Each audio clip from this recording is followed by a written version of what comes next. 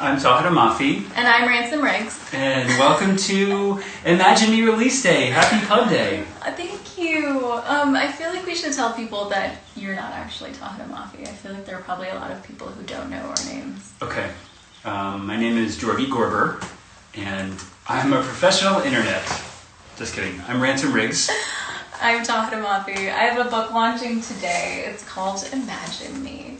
It is the final book in the Shatter Me series, and big thanks to Barnes & Noble for having us. These are some crazy, wild, scary, stressful times, and we're all self-isolating at home and staying at home and launching books from home and hoping to connect with you guys during these dark and difficult times. So we're just here to chat, take your questions, drink some tea. We have some tea. I hope you guys brought some tea. This is, if you're curious, this is just black tea, Persian tea, and it's the best. I mean, it's the best tea, obviously, because it's Persian. But you can have something like this at home too if you like. And it's not in the shot right now, but there's a little dish of sugar cubes, which you could use those too if you want. He's an expert. Ransom's a professional. Now I'm an expert. Yeah, he's a super professional. So I'm here to moderate and start things off and check out your questions here on my phone because that's too far away to read. And so I'm going to start off with just some basic, like, oh my God, congratulations. It's 10 years. 10 years from Shatter Me on down the line of amazing books that just keep getting better and better till finally we are here today with Imagine Me. How does that feel? You know, in so many ways it feels amazing, and then in other ways it feels, I was just describing it this morning as feels like both a celebration and kind of a funeral. Like it's like a really difficult and sad time, and it's like a Russian nesting doll of dystopias. You know, this is a dystopian series. This is such a dystopian time we're living in. So I can't help but I cannot help but have those feelings like braided together. It's a funibration. Yeah, it's copyright. So it's like a difficult, strange time. Yeah. It's a difficult day, but it's also like a really emotional day for me because I can't help but think of who I was 10 years ago and where my life was 10 years ago and all my hopes and dreams. You know, it's like a 22-year-old who knew nothing. And so could you ever have foreseen the Shatter Me series still being published 10 years from the time you started that first book when you were a 22-year-old? No, I don't What did you expect? I don't know. What did I expect? Did you even know enough to have expectations? I mean, I had hopes and dreams. I think those are different from expectations. Yeah. I don't know that I expected anything. I think I hoped for a lot. Did you have plans for the series, for the story to keep going and going and going? I had plans for the first 3 books. That was always a given. I knew it was a trilogy. I knew that for a fact. I did not know that I wanted to write the next 3 books until I had some distance. I've told this story a number of times now, so if you've already heard it, I apologize for the redundancy here. But I had taken a break from the series, and I'd spent a couple of years writing some middle grade novels, which I really loved. Furthermore in Witchwood, which are gorgeous, beautiful, Alice in Wonderland inspired middle grade gorgeousness. Anywho. It's very nice. I'm very biased, but I'm very grateful. But I spent a couple of years writing some middle grade novels, and that was lovely. And I had been talking to someone about the Shatter Me series. It had been a couple of years now since I finished writing them, and I was talking to someone about the books, and this person asked me what the last name of one of my characters was, and I couldn't remember, and I felt really embarrassed and silly, and I thought, okay, well, I'm still publishing these books, I'm still doing events for these books, people are still asking me questions about these books, I should probably reread them. I should probably know what they're about and remember basic answers to these questions. So I did. I went back and I reread them. And I loved the books. I really enjoyed reading them. It was really fun, and I got to the end of the story, and I realized there was still so much more story to tell. And I felt a lot like a reader who wanted more from a story, and I realized that I was in the unique position of being the author who'd written those books, so I could just keep writing them. And so I did, and it was really satisfying. I'm so glad you did, and I'm sure a lot of people agree with me. It's amazing the worlds that sort of unfold that you didn't even realize were coming. As someone who's also written a second trilogy and now expanded what I originally just thought was going to be 3 books into 6 and more. Wait, so if you guys don't know, which I'm sure you do, but if you don't know, Ransom Riggs is also my husband. First of all, I keep touching this man. This is not usually how the moderatee relationship happens. We happen to be married. Yeah, this is my husband. He's a fellow author, and he writes the Miss Peregrine's Home for Peculiar Children books, which are amazing. Truly, some of the best books I've ever read. I'm gonna go. I'm out of here. And you wrote the first 3 books and took a little bit of a break, and then you came back and wrote 3 more, just like I did. I had a similar experience, I think, in that after I thought I had closed the door, I kept wanting more. I kept wondering what was going to happen next, and it wouldn't stay out of my dreams. So I was almost forced to write it. Yeah, it was interesting.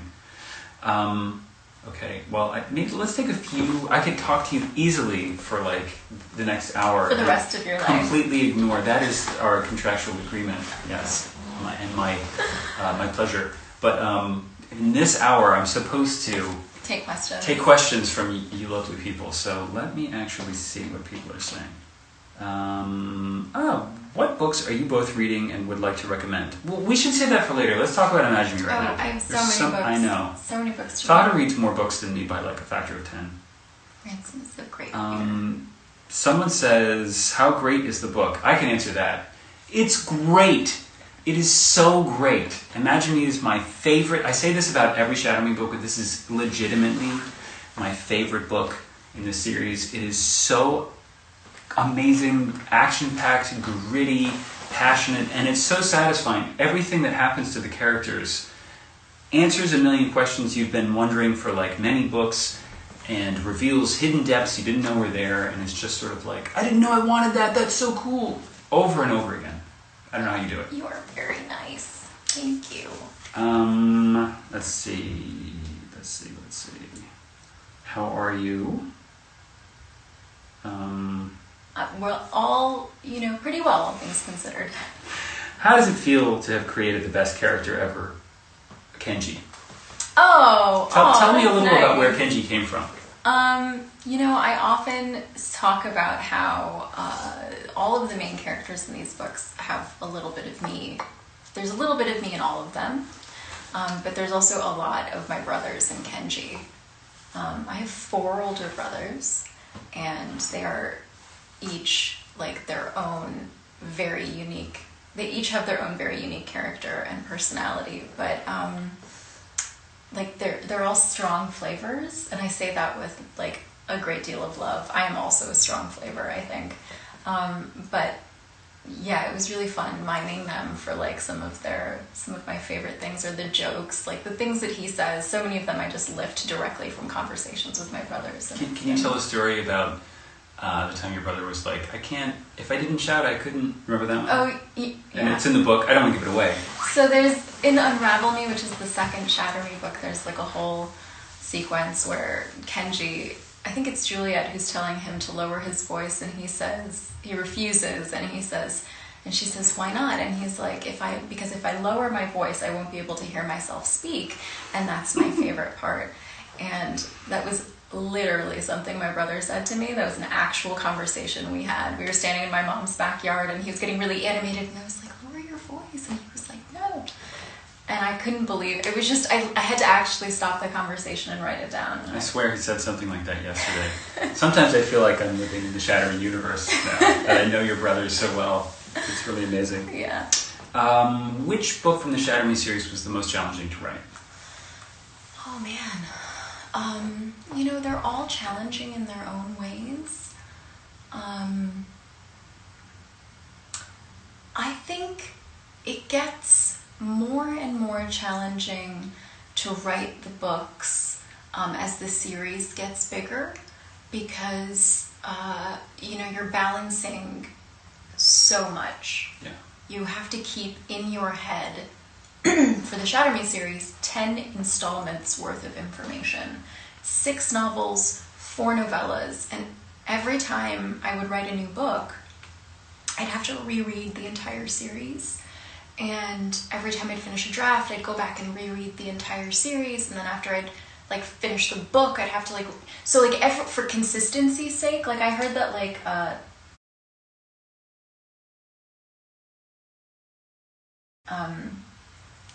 George R. R. Martin has people who do this for him. He's got people who know the Game of Thrones world so well that he checks in with them to be did I already kill off this character, or what's Do you ever Google I need one of stuff those people about your own book just to make sure? I totally have. I do too. I do too.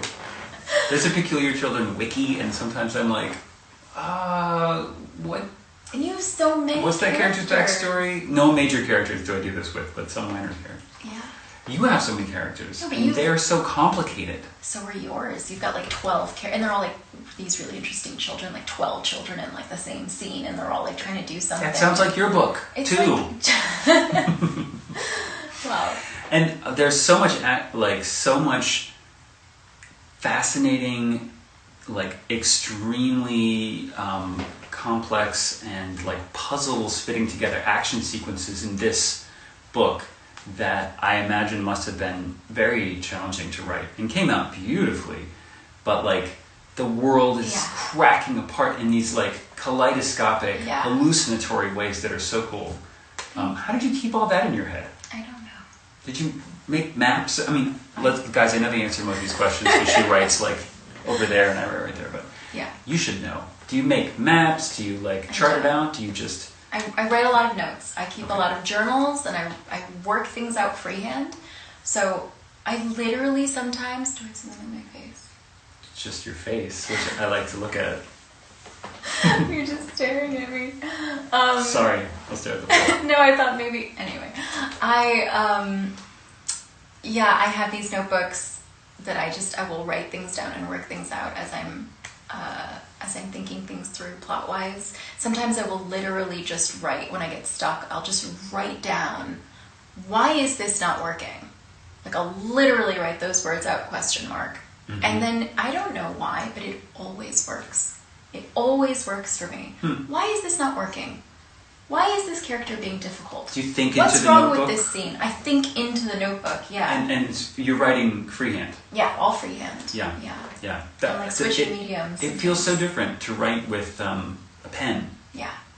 And I do the same thing. Sometimes I find my old notebooks where I'm working through something, and they're hyper embarrassing. Then I'm like, oh my god, I had no idea what my book was. It's very interesting to find documents of yourself thinking before you knew 1,000 things about your book and had created it, and you feel like you're looking at a toddler learning to walk or something. Yeah. I sometimes, when I finish a first draft of a book, and I'm sending it off to my editor, I always feel at once excited and proud, and also vaguely embarrassed for my future self, who will look back at that first draft and think, what an awful draft it was. I'm already anticipating that that some future version of me will be wow, I can't believe you thought that was good, or a finished story. The reason you're so hard on yourself, or because you're so hard on yourself, is part of the reason your books are so good, but you're too hard on yourself. You are so nice. It's anyway, it's making me uncomfortable. Here's an interesting question. Can you explain the meaning behind the cover? These are such striking covers. They're, I think, unlike anything else out there. And there's been variations on them for 8 books now. So what's up with the cover? It's pretty. I wish there was some kind of major story behind the cover, but there is not, except that I don't have a copy of the original cover in this room with me right now, but I'm sure there are those of you... I could get one out there. But I'm sure okay. I'm sure you guys remember, some of you remember, the original Shatter Me cover. So this is what Shatter Me looks like right now. This is what the cover of Shatter Me looks like right now. This is the first book in the Shatter Me series. And that book, the original cover was like a girl in a white dress. And she was it was a really beautiful image, but it was like a really beautiful dress. It looked like, almost like a wedding gown. And I always thought it was lovely, but I never understood what relevance it had to the story. It was like a publishing decision that was made for the market and for the timing of the story, and it was never quite consistent with the book, because though the main character Juliet does occasionally wear some dresses, she never wears a dress like that, and she spends most of the book being kind of grimy, actually, like locked up in isolation, and so we realized pretty quickly, I think, that we needed to change that cover. And so I'm going to bring this back out again. The original version of this, the original cover that was sent to me, that I got in my inbox, was a very different eye.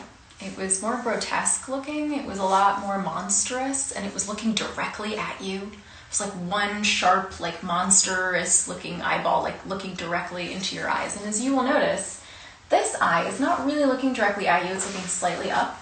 That was my request, because I felt like the eyeball was really freaky. It looked a little more like this. Just kidding. So that we just like have that sitting around. Well. So I asked them, I loved the concept of the eye and the the metaphorical eye with the branches and the water and everything, but I just asked them to make it prettier and softer. And everything after that felt really symbolic. Like we kind of moved with the eyes like through the seasons. Unravel Me's eyes like iced over, and then Ignite Me was kind of like spring blooms. That's some secrets people maybe didn't pick up on. Yeah, so that was like subtle meanings. Once we got started with the eyes, then we started taking it really seriously and like leaning into it metaphorically. But it just came from like an art direction from Harper itself. That was all there. That was their genius. Please keep writing Shatter Me. I'm not ready for it to be over. I can really relate to that. Do you feel any like sadness that it's done? I feel deep and abiding sadness. I like, it has been a fixture of our relationship ever since I knew you. Yeah. You know, every 8 months or so, there'd be another Shatter Me book. Like you know, go through this sort of creation and birth process, and it's been amazing to watch. I'm really sad that it's over, actually. You know, I actually don't think it really hit me until today, until really truly like the launch day. Not even yesterday, not until I really started thinking about the fact that this was the last time I was going to be. I think I was really excited. I'm really proud of this book, of Imagine Me, and really proud of the series, and really proud of the way that it's all evolved, and the way that I've grown with this. And it's been 10 years of my life, and it's really nice to look back and think like, wow, that was quite a journey, and I'm really grateful for it. And I think I was really focused on that feeling, and I hadn't really accepted the fact that it was also that it was also the end of something. I don't think I'd allowed myself to look directly at it. So I think I've just now today been battling with some feelings of grief. It's a real thing. They're kind of like, your children in a minor way. Yeah. These people you created and have been nurturing for much longer than our actual daughter has been alive. I know. Yeah, that's funny. If they were actually born when the novel came out, they would be 10 now and, well into elementary school. Oh, Little Juliet. Are we all supposed to call her Juliet or Ella? I still call her Juliet. I do too. I'll always call her Juliet. Yeah. Someone asks how you developed the writing style, which I think it's such a unique style. And well, first of all, like Inside Baseball, it's written in present tense, first person, which is tough to pull off for any novel. Which is to say, like, I pick up the phone, I wave it around, which is a very like in your face and raw and present and like gritty, nowness way to write a book. But when you're creating a vast fantasy world, it's really difficult to be trapped in that character's head and in the present moment. And you did it for 8 novels to great effect. How'd you do that? Yeah. You want to be like George R. R. Martin and be like, meanwhile, in the other land, this stuff was happening. But you can't do that. Yeah, I do think if I could go back, I would not have written the book in first person present tense. I don't really know why I did that. But it sets it apart, really. Well, when I started writing Shatter Me, that's how Juliet's voice just appeared to me, was in that immediate and present tone. So it was right there, it was very close, and it was happening right now. So that was just how it started, and that was how I wrote it. But I really struggled, especially as a new writer who was still figuring out how to write books. I struggled with trying to figure out how to expand the world and build out the world when I was so deeply committed to being inside of the head of a character who had basically been isolated from the world for a year and knew nothing about this. So she wasn't really the best person to tell the reader what was going on. And I think it kept things really interior, which in many ways was great because it developed that immediacy of character and emotion. But I struggled with that. And it took me a while to figure out how to break out of it, how to put her in situations where she'd be able to see things or interact with people who'd be able to tell us more about the world. It made things a little bit more complicated. But the writing style itself, for those of you who don't know, the Shatter Me series is written in a kind of stream of consciousness style. Some of the books. This changes with this as the series progresses. But Juliet, the main character when we first meet her, is a 17-year-old girl who's been locked up for like a year, and she has not touched anyone in just as long. And It's 264 days. I was going to say 365 days. That's not correct. See, I should look up my own books. It's literally like the first line of Shatter Me. Shatter Me Wiki. But so she's, in quarantine. We all know that's a difficult place to be. And she's not allowed to touch anyone, and it's very complicated, and she's basically losing her mind. She's on the brink of insanity. And the writing reflects her chaotic state. So, it's hyperbolic, it's exaggerated, she relies heavily on metaphor, her thoughts are really scattered, there are abrupt transitions. She has a fascination and obsession with repetition and numbers, and she counts things constantly, thinks things and self-censors, and she has a notebook in which she writes things down and crosses things out, and that bleeds into the story. And as she grows and changes as a character and learns to find her own voice and to stop censoring herself and her thoughts, the writing also changes, and the writing mellows out and becomes more stable, and the crossouts disappear, and the repetition slows down, and the numerals turn into written words, and so all of this begins to change and mellow, and she becomes a stronger character. So it's like a visual representation of the inner turmoil she experiences, and as she gets more anxious and feeling more on the brink of some kind of heightened emotion, the writing reflects this. I didn't really learn, I don't know that I spent time developing this as much as I often say that before I wrote the Shatter Me series, I had been trying to write and get published for a while, and I wrote 5 manuscripts before I wrote Shatter Me, and all of them were pretty normal, very written in a very standard, normal way. And each one of those books taught me how to write a novel. With every experience that I had writing a book, I learned how to write a little bit better, and I learned the rules of writing and story. And with with Shatter Me, I took all of those rules that I had learned and I broke them, and I felt like I could finally be true to the voice of this particular character. Your coming to publishing story is so interesting. You just got there through like grit and determination. You decided you wanted to write young adult novels, and so you started to, and in, was it like a year and a half, you wrote, I'm only telling the story because she's too modest to tell it like with adequate oomph, I think. In like a year and a half, you wrote 5 manuscripts, one after another, and you were submitting them to agents and seeing if they could be published and get out there in the world. And you would learn a little bit more. You never took a class. You never took a fiction writing class. You weren't never part of a workshop. You just like pounded these out. Didn't sleep.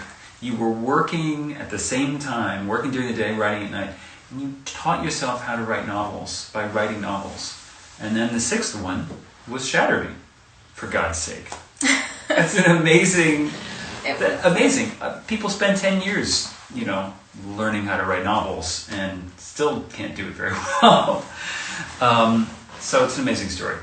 Everyone has their own. Everyone asks, I feel like at every event that I've ever done, someone says, how did you get published, or how do you find an agent, or how do you write a book, and like the answer is vastly different. That's for so everyone. True. But Yeah. yours is really interesting, and it just says like, look, anybody with a brilliant imagination can do it. You can teach yourself how to do it. You just have to really want it. Yeah, I definitely believe that that there's no wrong way to write a book. I think it's such an amazing. Well, try not to write a racist book. There's plenty of that too. I just mean, there are plenty of wrong ways to write a book, I suppose. But technically speaking, you're right. Yes. Technically speaking, there's no wrong way to have finished writing a book. Yeah. And I think that's kind of an amazing thing about this profession. You don't need a degree. You don't. I mean, it's helpful if you have the privilege and the luxury of being able to study for years, and you can afford to. Then why not? If I'd been able to, I think I would have done that too. But I didn't have that option, and anyway. Yeah, I find this stuff very interesting. But we still have half an hour, so we could talk about a lot of things. But I think one of my favorite writers said that books are made from other books. Yeah. Pieces of other books. You learn how to write books by reading books. That's the best school there is. Oh, reading books and writing books. Just trying to write your own. Yeah, for sure. I think the writing is important. You have to keep writing. You have to practice. You have to write in order to learn how to write. But you won't even get close if you don't read. You have to read and read widely. I think that is, I think that's what you need to do. You want to learn how to write a book, read lots and lots and lots and lots of books, and all kinds of books. Read within the genre you want to write, for sure, but then also read widely. I think sometimes you can read too much within your own genre, and then, I don't know, you fall into a trap of things becoming too samey. You're kind of reiterating patterns you've already seen because almost you can't help it. Unintentionally. Yeah. So, I don't know. I try to read very widely and weirdly and just take everything from a million different places, and you're still making books out of other books, but if they're from really geographically distant parts of the library, it's going to make a new thing. So one of my favorite things is when Ransom's reading something. I mean, I have a lot of favorite things when it comes to Ransom, but one of my favorite things that he does is he reads all kinds of books that I would never think to reach for, and he has a really melodic, soothing voice, and he'll often read to me in bed. I'll be falling asleep next to him, and he will read to me from the book that he's reading, and because of that, I have been able to, through him, read all kinds of books that I otherwise would not have read, like he was reading to me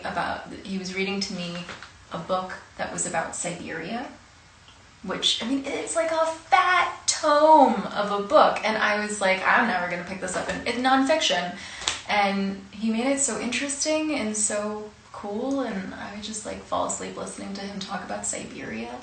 And then one time he was reading a book called A World Lit Only by Fire. A World Lit Only by Fire, about, you know, the Middle Ages, essentially, about medieval times. Really interesting. Like, and about the world, like what it was like to live in that world when, you know, like all you had was candlelight in the evenings. And like he basically read that whole book to me, like in the half an hour before sleep every night. And I was trying to see what our future would be like. yeah. Hey, any day now, guys.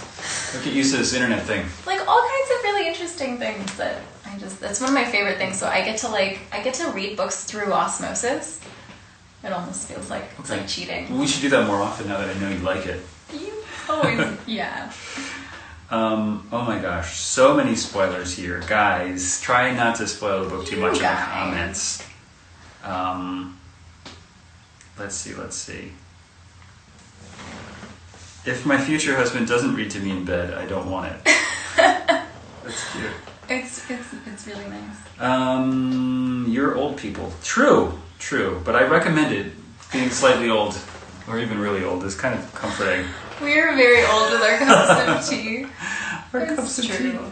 Listen, I just lean into it. You know, every year that passes, I get closer and closer to my true age, which is about 75. That's a good one. Do you have relationship advice for Warner and Juliet? Has this person read Imagine Me? Yes. Well, I changed the question slightly to not be a spoiler. He said. Oh, no, obviously I can't answer this question. Relationship advice? No? Not about the characters. But Okay. if you have any like general questions about relationships, sure.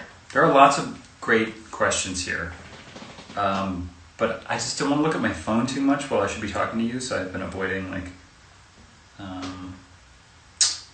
Tahereh always looks so elegant. It's amazing. See, these are the kind of questions I really enjoy. That wasn't a question, but thank you. I go to USC for my psych exam. Shatter Me was an example on the exam. That's cool. I've heard this from a few people now. Also, like a teaching exam or something. Like, that is so wild. Can I have a novel about Warner and his closet, please? I think that's called fan fiction. Maybe I should write I'll write that. Fan fiction. Whitney wants to know what was in the drawer. Oh. There is this scene where I actually talk about what's in the drawer, and then I cut it because it was like I can't talk about too much. this. Okay. Let's see. I'm trying to... Brendan's tea of choice. These are the non-spoilery questions. He likes Darjeeling. Oh. Yeah. Okay. He takes his tea very seriously. Does he put cream and sugar in it? Cream. He would put cream in it, I think. Yes. What's your average word count for a first draft? You mean for a completed novel? No, a first draft. Of a completed novel? Yeah. No, what do you mean? No, like a first draft. How about like, how much does it change from first draft to final draft? Okay, I think I wasn't sure if that person meant like a daily word count while working on a first draft, or like what like is... how long is your first draft of a novel, and how much does that change from first draft to finished? Oh, but it depends on the book entirely. I mean, is it fantasy? Is it contemporary? Is it... It's fantasy, let's say. I don't know, you know, I've gotten a lot of flack for the length of my books, and it's making me very self-conscious, so I don't know. People... This is pretty substantial. Yeah, but look, Shatter Me was kind of... These are called deckled edges, by the way, guys. Shatter Some Me people was are like, there's a problem with my book, but this is fancy. Oh, man, yeah, I get 1-star reviews all the time from people That's on who are purpose. like, my book is damaged, and I'm like, damn it. I did that on purpose. Let's just read a little, shall we? Just kidding. I just wanted to see the look of horror on your face if I suggested that. Okay, so page numbers. I don't know. You write much longer books than I do. I'm trying not to. It's a problem. My first draft word count. Okay, so I think I always like to aim for like a final word count. You'll notice that most of my books, I don't have this with me, but if you ever look at like a stack of all my Shatter Me books, they're all roughly about the same page count, word count, within, I'd say, 10 to 15,000 words. They're all within the same range. So they look pretty uniform. And so I usually start with like a general idea of how long I want the book to be, which is about 80,000 words, let's say. How many pages is that? I feel like word count for people who aren't writers is sort of abstract. Right. It's about 250, 300 words per page. It's 250 words per page. Okay, so 80,000 words, but that's 250 words per Microsoft Word page, not a printed page. Oh, okay. So it's slightly different, which is why, see, like the page count always gets kind of weird. 80,000 words is like 300 pages. 400 pages. 400 pages? It depends on spacing, What if it has a font, double edge? and decoration, and yeah. Let's say between 350 and 400 pages. So that's kind of what I aim for, about 350 to 400 pages. But now we're talking about pages and not word count. I don't know. But if I that's feel like 80,000... people in general in the world, readers are saying, we like long books. I myself do not care for long books. I like, I feel like I can tell when a book hasn't been thoroughly edited and it's just long to be long. And if it's really long, it had better be like that much more good, Right. But, not just long. Yeah. I mean, I totally... I understand. No, I'm not ranting. I'm just saying. No, I really do. I feel that way too, but I also understand, I understand the sentiment. As a reader, as a fan, I understand when you're so excited to keep reading a story and you're so invested in characters. You want to keep going. Yeah, and you're like, oh man, I've been waiting so long and this is it. This is all I get. And, you're and then you read it in 2 hours and you're like, I remember this used to happen to me all the time when a new Harry Potter book would come out. They were so expensive. Books are still really expensive, but for me, the Harry Potter book that came out once a year, every 2 years at that point, was the only book that my parents would ever buy for me. Everything else I read, we got from the library because books were way too expensive. Nobody was buying me a book. I just lived at the library. And so it was a really big deal for my parents to buy me a book, especially these big fat Harry Potter books, and they were huge, So J.K. Rowling was really doing us a favor and being all right, you waited 3 years, here's 700 pages, and we'd sit down and I'd get this book and I'd sit down and read it in 6 hours, and my mom would be so upset. She'd be like, I paid $30 for that book. Go back and read it again. So I get it. I really do. It's you pay a lot of money for something and you want to feel you get. Trying to feel like you get your money's worth. Yeah, I get it. I understand, but we also want to make sure that the story is Questions? as a writer, we want to make sure that the story is more important than the page count. Yes, true. What's happening? There's just so many good questions, and I want to write a few down before I forget them. Okay. Somebody asked, can we have a spoiler chat?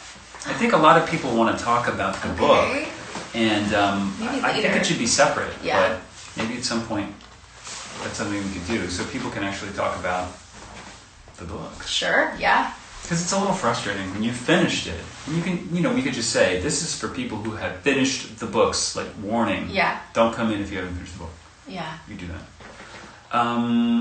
Someone asked if you could speak some Farsi. Oh. Sure. What do you want me to say? Do you think this tea is good? Oh, I'm getting embarrassed. Listen, I should say, first and foremost, I speak Farsi like an American. I have an American accent. I speak it super. I speak Farsi. I get really embarrassed and people laugh at me and they think, I mean, if you don't speak Farsi, you probably think it sounds cool, but if you do, you're like, man, you sound pretty American. But sure, let's see. Chai Mechai. Oh, he's so cute. Really cool. خیلی خوبه. I'm pretty bad. خوش آمدید.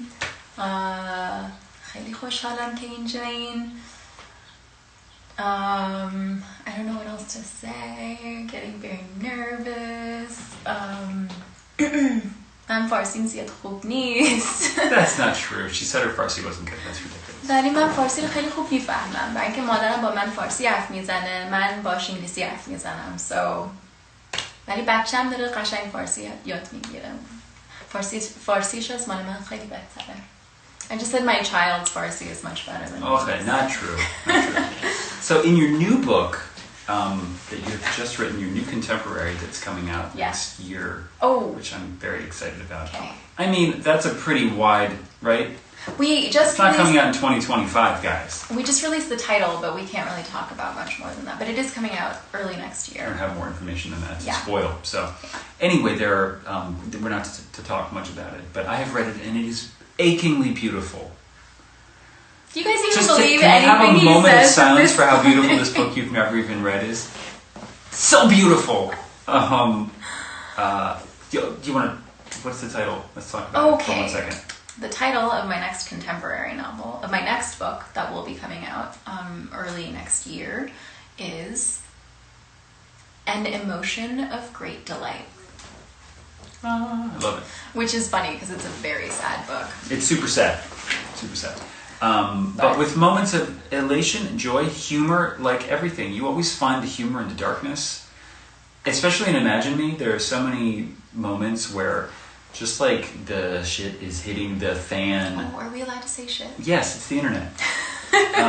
And I'm like afraid for everyone's lives and their like souls are breaking, and then Kenji will just say something hilarious and I'll be laughing while terrified, and it's hard. That's an amazing feat to pull off. Thank you. Anyway, the reason I mentioned Farsi in your new book is that you have a lot of scenes with the characters speak Farsi, and the way you integrate it into the book and do little mini translations is like so elegant and cool, and it feels really natural the way you work it into the story, and there's little Farsi lessons in there for readers who may want them. Thank you. Thank you. Ransom's like his Farsi's pretty good. I got this out to write questions down, but now I remember them all. B&N The Woodlands in Texas, who I visited recently, hi guys, asks, what books do you love to read to your daughter? Oh my god, I love this question. We literally put on a show for her, like nap time and bedtime. I think we love it maybe even more than she does. Yeah. Get like a big stack of books and read to her. The schedule goes usually like bath time, story time, bedtime. And she knows that after story time comes bedtime, and she doesn't want to do bedtime, so she's always like, can we read many, many, many books? Yeah. Which is... Many, many, many, many books? Makes our author hearts explode, but she's really just trying to... She does enjoy the books, but she's trying to avoid bedtime. Yeah.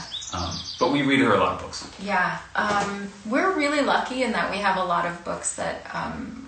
left over from Ransom's childhood that like his mom saved that literally have like his name in it from like when he was a kid, and they're these really adorable tiny little hardcovers, thin little hardcovers, and so we read a lot of those, and there's some really great classics in there.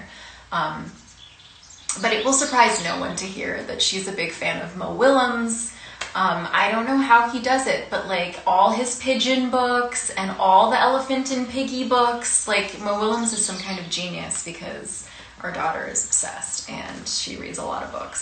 I got the full set of Elephant and Piggy books, and we read them just back to back. I am Gerald the elephant, and I'm Piggy, who has no name and is just Piggy. Yeah, but she's very optimistic. And like the glass is half full, and Gerald is always freaking out and like nervous, and he's like, "Why? What do you mean?" Which is it's really funny and really fun. So anyway, probably not what you guys tuned in to hear about, but we could talk about it all day and all. Did anyone? Okay, here's a good question. Did anyone make you feel weird about being a hijabi when you were trying to get published? No, I mean, I made myself feel weird. I think I made myself more, I didn't make myself feel weird, but I think the simple answer to that question is no. nobody made me feel weird. Nobody overtly made me feel weird. Nobody made it weird. But I was very aware. I was extremely aware of myself and my appearance and how I might be perceived. And remember, I mean, this was 10 years ago. It was a very different landscape. It was very different. Like, we were literally publishing books about black girls with pictures of, white girls on the cover. Like, literally, it was like white. It was like a whole thing, like a trend in publishing. It was like whitewashing in publishing. Like, there were like big stories about. The battery was dying for a moment. I think we have 13 minutes of battery left, or I can maybe plug it in. But yeah, so it was a very different time, and it was, I feel like I was like talking about Elephant and Piggy, and now I'm like... Sorry, that's just a question that popped out at me. I'm like, okay. No, I think you... It's like an emotional... I think you answered that. It's like an emotional non sequitur, but yeah, no, I mean that's like a whole conversation that I would like to devote, more time talking about. But maybe I could talk about that in length in like a different live chat. Yeah.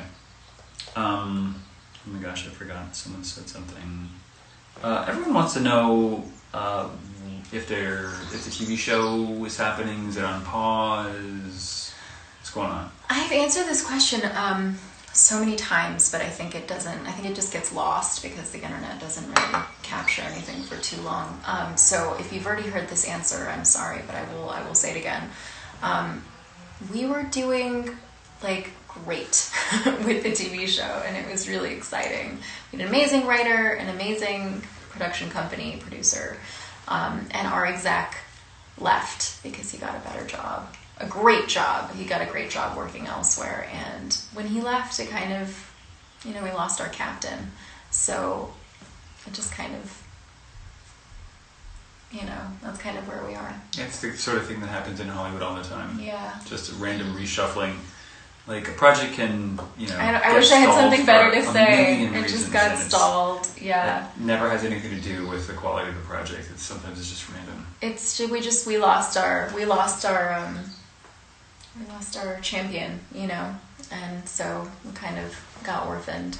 But it's okay, we'll see what happens. It doesn't mean it might not. It doesn't mean it'll never happen. I don't have anything I don't have anything more optimistic to share or like exciting to share. Just we've been in this same place for a little while now. What is Anderson's tattoo? Is that something we can talk about? It doesn't sound like a big spoiler. I feel like we should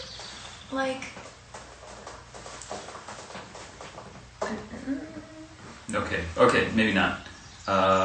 Maybe this isn't something you can figure out on the fly, but what was your favorite scene to write from the whole series? Is there one you can remember being really, really enjoyable and fun to write? A scene from the whole series.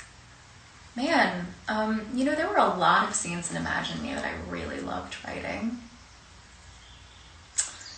I think I had a lot of fun writing.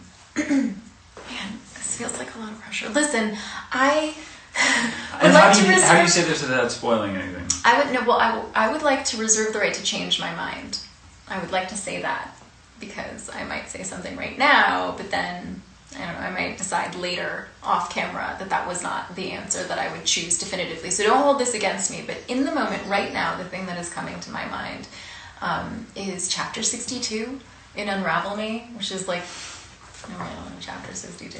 It was really fun to write that chapter because I knew like it was such an emotional joint of the series, and I knew that it was the beginning and end of a lot of things, and it was really fun to write it for that reason. Yeah.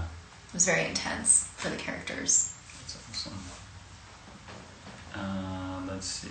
Did you write as a teenager, or did you start after high school? I did not start writing until I graduated from college. So I never wrote, actually, at all. I never thought I could. Until you decided you were going to be a novelist, you never wrote anything. That is true. That's amazing. Like triple amazing. You can just, through sheer force of will and talent, make it happen. If I could, you could too. Anybody could.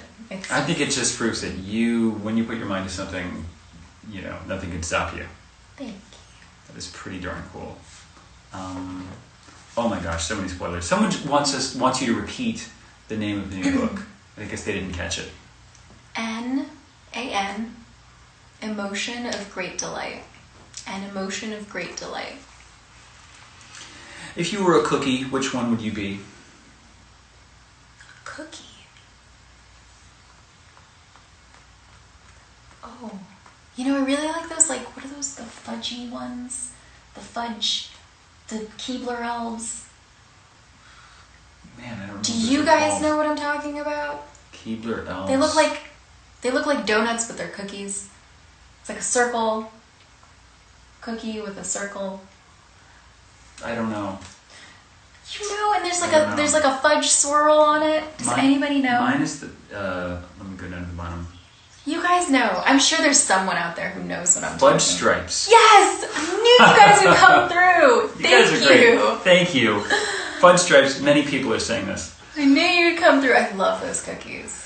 Stop asking her useless questions. Guys, this is getting to the heart of it. My favorite cookie is the Girl Scout cookie with the caramel and the coconut on there, and you can take that to the bank. Did someone tell you to stop asking me useless questions? Yes. I'm sure they were just being silly, though. Because they know how important that is. Useless questions have their place, too, I suppose. Let's see. Can Tahereh still be found over-caffeinated and stuck in a book or reading candy wrappers? Candy wrappers. Yeah. Yeah, that was happening earlier today. It's a pretty regular thing. Yeah. Okay, we only have a few minutes left. Let's see. What made you decide to start doing alternating POVs in the books? Oh gosh. Well, I started with an alternating POV in Restore Me, which is the first book of the second trilogy. When I came back to the series all those years later, that was the first book I wrote. And I think it was really important at that point for me to introduce a new voice because I wanted to show the difference I wanted there to be a really stark contrast between Juliet's voice and another character's voice, and I really liked being inside of Warner's head. I did that for Destroy Me, which was his novella. Mm-hmm. The novella that takes place between Shatter Me and Unravel Me, the first and second books. And I wanted to go back into his head for a number of reasons, some of which, if you haven't read the book, would be kind of spoilery, but his history and his background and his relationship with the world and his place in it were really helpful for world building, but I also thought it would be a good opportunity to show the very stark differences in their voices and to further define and hone Juliet's voice, and to show how much of the writing was a reflection of her emotional state. To have a counterpoint. Yes. To highlight what's unique about her. Yeah. That's a choice you were making. Right. And not just you as a writer. Right. Well, yeah. Juliet is a thing you shaped, and I feel like she goes on such a journey throughout the novels, and her voice and inner monologue mirrors that really well, and having the alternating chapters, the alternating POVs really helps highlight the differences in how she's changing in a really cool way. Yeah.